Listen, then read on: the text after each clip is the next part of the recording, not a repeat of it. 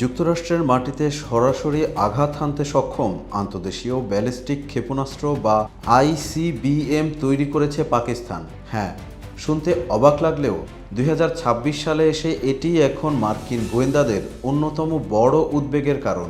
একসময় যে পাকিস্তানকে যুক্তরাষ্ট্র সন্ত্রাসবাদ দমনের মিত্র হিসেবে দেখত, আজ সেই পাকিস্তানই আমেরিকার জন্য বিশ্বের সবচেয়ে বড় পারমাণবিক হুমকিগুলোর একটি। সম্প্রতি মার্কিন গোয়েন্দা সংস্থা সরাসরি দাবি করেছে ইসলামাবাদ এমন সব অস্ত্রের উন্নয়ন ঘটাচ্ছে যার লক্ষ্যবস্তু হতে পারে খোদ আমেরিকা। কিন্তু হঠাৎ কেন পাকিস্তানকে নিয়ে এতটা শঙ্কিত ওয়াশিংটন? আর কেনই বা মার্কিন প্রেসিডেন্ট ডোনাল্ড ট্রাম্পের সাথে প্রকাশ্য দ্বিমত পোষণ করছেন খোদ মার্কিন গোয়েন্দা প্রধান? চলুন আজকের ভিডিওতে আমরা বিশ্লেষণ করি মার্কিন যুক্তরাষ্ট্রের নতুন এই হুমকি মূল্যায়ন বা থ্রেট অ্যাসেসমেন্ট রিপোর্ট। 18 মার্চ মার্কিন সিনেট ইন্টেলিজেন্স কমিটির সামনে একটি অত্যন্ত গুরুত্বপূর্ণ শুনানি অনুষ্ঠিত হয়, যেখানে 2026 সালের বার্ষিক হুমকি মূল্যায়ন বা অ্যানুয়াল থ্রেট অ্যাসেসমেন্ট পেশ করেন যুক্তরাষ্ট্রের ন্যাশনাল ইন্টেলিজেন্সের পরিচালক তুলসী গ্যাবার্ড। এই শুনানিতে গ্যাবার্ড স্পষ্টভাবে জানিয়ে দেন, বর্তমান বিশ্বে যুক্তরাষ্ট্রের জন্য সবচেয়ে বড় পারমাণবিক হুমকি 5টি দেশ: রাশিয়া, চীন, উত্তর কোরিয়া, ইরান এবং পাকিস্তান।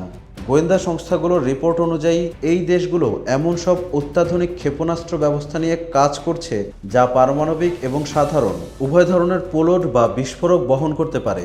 আর সবচেয়ে ভয়ের বিষয় হলো এই অস্ত্রগুলোর রেঞ্জ বা আওতার মধ্যে চলে এসেছে খোদ মার্কিন মাতৃভূমি। গ্যাবার্ড আইন প্রণেতাদের সতর্ক করে বলেন, পাকিস্তান দূরপাল্লার ব্যালিস্টিক ক্ষেপণাস্ত্র উন্নয়নের ক্ষেত্রে অনেক দূর এগিয়েছে। এর ফলে খুব শিগগিরই তারা এমন আইসিবিএম তৈরি করতে সক্ষম হবে যা সরাসরি যুক্তরাষ্ট্রের যে কোনো শহরে আঘাত হানতে পারে। শুধু পাকিস্তানই নয়, এই রিপোর্টে উঠে এসেছে চীন ও রাশিয়ার কথাও। গ্যাবার্ড জানিয়েছেন, বেইজিং এবং মস্কো এমন সব উন্নত অস্ত্র সরবরাহ ব্যবস্থা তৈরি করছে যা আমেরিকার বর্তমান ক্ষেপণাস্ত্র প্রতিরক্ষা ব্যবস্থা বা অ্যান্টিমিসাইল সিস্টেমকে সহজেই ফাঁকি দিতে সক্ষম। এর পাশাপাশি উত্তর কোরিয়া আইসিবিএম বা আন্তদেশীয় ক্ষেপণাস্ত্রগুলো ইতোমধ্যেই মার্কিন মাটিতে পৌঁছানোর সক্ষমতা অর্জন করেছে। আর তারা এখন তাদের পারমাণবিক ভান্ডার আরও বড় করার দিকে মনোযোগ দিচ্ছে। সবচেয়ে বড় চিন্তার কারণ হলো রাশিয়া ও চীনের সাথে উত্তর কোরিয়ার সম্পর্ক দিন দিন আরও গভীর হচ্ছে, যা পুরো বিশ্বের নিরাপত্তার জন্য এক মারাত্মক বিপদ ডেকে আনতে পারে। ভবিষ্যতের চিত্র তুলে ধরে গোয়েন্দা প্রধান একটি ভয়ঙ্কর পরিসংখ্যান দেন। তিনি জানান, যুক্তরাষ্ট্রে আঘাত হানতে সক্ষম এমন সব ক্ষেপণাস্ত্রের সংখ্যা আগামী কয়েক বছরে জ্যামিতিক হারে বাড়বে। 2025 সালে এই সংখ্যা যেখানে ছিল আনুমানিক 3000, 2035 সাল নাগাদ তা নাটকীয়ভাবে বেড়ে 16,000-এ পৌঁছাতে পারে। এছাড়াও আল কায়দা এবং আইএসএস এর মতো সংগঠনগুলো বিদেশে থাকা মার্কিন স্বার্থের জন্য দীর্ঘস্থায়ী হুমকি হিসেবে থেকেই যাচ্ছে। তবে এই শুনানিতে শুধু বিদেশি হুমকির কথাই উঠে আসেনি, মার্কিন প্রশাসনের ভেতরের চরম মতবিরোধও প্রকাশ্যে চলে এসেছে। বিশেষ করে ইরান ইস্যুতে মার্কিন প্রেসিডেন্ট ডোনাল্ড ট্রাম্পের দাবির সরাসরি বিরোধিতা করেছেন তারই নিযুক্ত গোয়েন্দা প্রধান তুলসী গ্যাবার্ড। আপনাদের নিশ্চয়ই মনে আছে, গত বছর অর্থাৎ 2025 সালের জুনে হওয়া অপারেশন মিডনাইট হ্যামারের কথা। সেই মার্কিন ইসরায়েলি যৌথ হামলায় ইরানের ইউরেনিয়াম সমৃদ্ধ স্থাপনাগুলোতে ব্যাপক ধ্বংসযজ্ঞ চালানো হয়। প্রেসিডেন্ট ট্রাম্প দাবি করে আসছিলেন যে ইরান আবারও তাদের পারমাণবিক সক্ষমতা পুনর্গঠনের চেষ্টা করছে।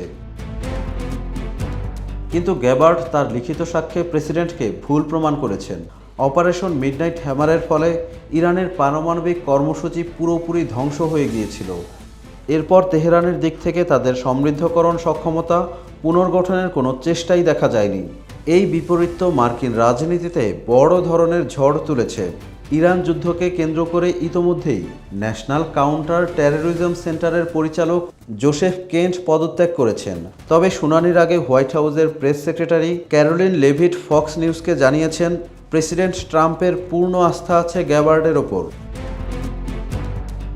একদিকে পাকিস্তান ও উত্তর কোরিয়ার মতো দেশগুলোর মিসাইল হুমকি, অন্যদিকে রাশিয়া চীনের নতুন জোট, আর ঘরের ভেতরে প্রেসিডেন্ট ও গোয়েন্দা প্রধানের মতবিরোধ। সব মিলিয়ে 2026 সালে মার্কিন যুক্তরাষ্ট্র এক চরম জটিল সমীকরণের মুখোমুখি। পরিস্থিতি আগামী কোন দিকে মোড় নেয় সেদিকে নজর থাকবে গোটা বিশ্বের। আজকের ভিডিও সম্পর্কে আপনার কি মতামত? পাকিস্তান কি সত্যিই যুক্তরাষ্ট্রের জন্য বড় হুমকি হয়ে উঠছে? কমেন্টে জানান।